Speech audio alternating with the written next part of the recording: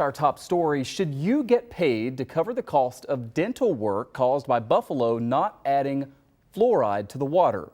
A class action lawsuit gets into that, and in a moment we'll talk live with the attorney who filed that claim.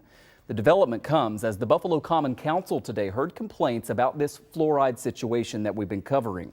The Water Board says it stopped adding the mineral in 2015 because it was upgrading the system from manually adding powder fluoride to an automated process for liquid fluoride. But that was more than 7 years ago.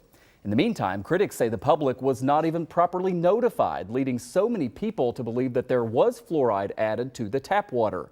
Dentists have said this led to a lot of unnecessary cavities and the cost that goes along with that. The effects of withholding fluoride pose irreversible effects to the health of Buffalo's citizens, especially vulnerable children and the ever-increasing geriatric population. Them thinking everything is cool, then we find out week before last, for 7 years.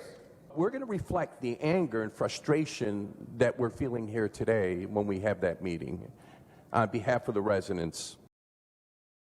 So at the end there, one of the council members referenced this upcoming meeting that is going to take place with the Water Board. Before him, we heard from the head of a local dentist group and also a concerned citizen. Plenty of anger to go around in the city of Buffalo right now surrounding all of this, and plenty of questions about what happened and why. Joining us live right now to discuss is attorney Robert Korp, who has filed a class action lawsuit related to this case. We appreciate you coming in, and let me just start quickly. I printed out the lawsuit, 55 pages. We were talking earlier, it's maybe not as complex as the length would suggest, but walk us through what is the legal claim here. Obviously, people are upset that the Water Board wasn't transparent about all of this.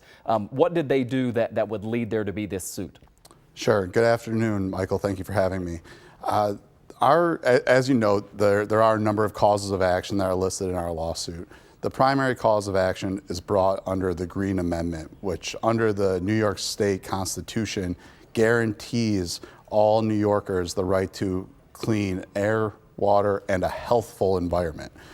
The fact is that by depriving residents of fluoridated water, the city and the other defendants, including Veolia, the private company that is responsible for managing the Buffalo Water Board, have deprived the Buffalo residents of a healthful environment.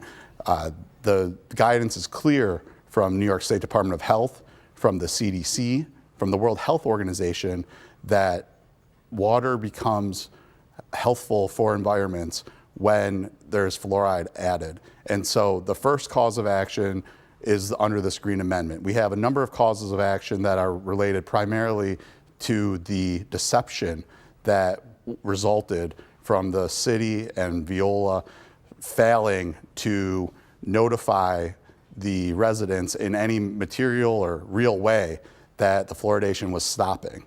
And so those are pretty much where the causes of action flow from. And the mayor has acknowledged that the public was not properly notified in all of this. He says he wasn't even properly notified. The Water Board has said that fluoride will again be added to the water by the end of this year. But as you look at the calendar, I mean, we just started the year, and it really leads to this question about the timeline. I want you to listen what we heard today from a UB dental school professor who is also the former president of the State Dental Association. I call on Mayor Brown and his administration to start adding the proper concentration of fluoride to the drinking water of Buffalo today. Stressing there that it should be done immediately. Do we know why this change can't happen right now instead of waiting until the end of this year? And we were talking earlier, for people who say that your lawsuit may slow things down, do you think the opposite is true, that this litigation may actually force there to be action quicker? We certainly disagree with any suggestion that this lawsuit will slow things down. If left in the city's hands, as we've seen, we've gone 8 years without any fluoridated water. We're demanding, like the local dentists, that the water be fluoridated starting tomorrow, or if not possible tomorrow, the next day. Certainly not December 31st of 2023. There hasn't been any clarity from the city as to why the fluoridation can't start hopefully sometime in February. And we think that in order to mitigate and stop the ongoing damages here, we need that to happen right now. It's unfortunate this suggestion that the lawsuit is somehow harming the people of Buffalo's ability to get a resolution, since we are demanding that the court issue an injunction ordering the city to recommence the fluoridation of the water. And we have other causes of action and damages that flow from there that we are happy to litigate with the city and the other defendants moving forward. But our first call of action is a demand to the city for the water to be refluoridated starting immediately. And this notion that the lawsuit has somehow stopped that from happening when it's the exact same thing that we're asking for sounds a lot like something a politician would say, but doesn't sound like anything that's rooted in reality. There are three plaintiffs that are listed on the lawsuit now, but this is a class action. I mean, theoretically, is it possible that every person who currently lives or has lived in Buffalo during this time period will eventually be a part of this? And then you mentioned damages. I mean, what is the ultimate goal in terms of, you know, a family who's watching whose kids got a bunch of cavities because they thought they were getting fluoride and they weren't? Sure.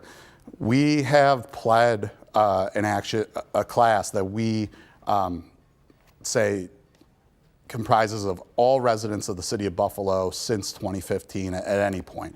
And so we have 3 named plaintiffs now. It's likely that we'll revise the complaint, add folks to that. We've had already a deluge of people reaching out to us today. But we are suing on behalf of every resident of the city of Buffalo. And we certainly believe that everyone who's lived in Buffalo anytime during this period has been harmed. As far as I said, step 1 is recommencing the fluoridation of the water immediately. The other category of damages that we're looking for are things to try to mitigate the damage and compensate for the damage as much as possible.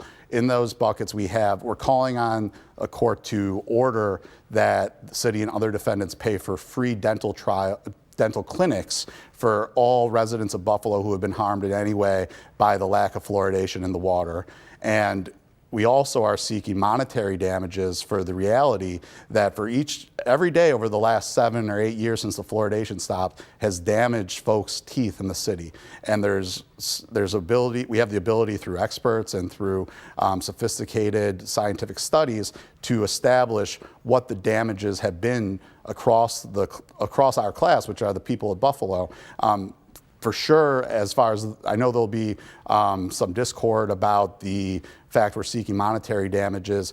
That process, as far as seeking to certify the class and have discussions and discovery with experts, that is something that can take place in the courts going forward, and we expect that will take some time. But we see no reason why the water can't be fluoridated right now, and the city can't start offering these free clinics that we're asking for.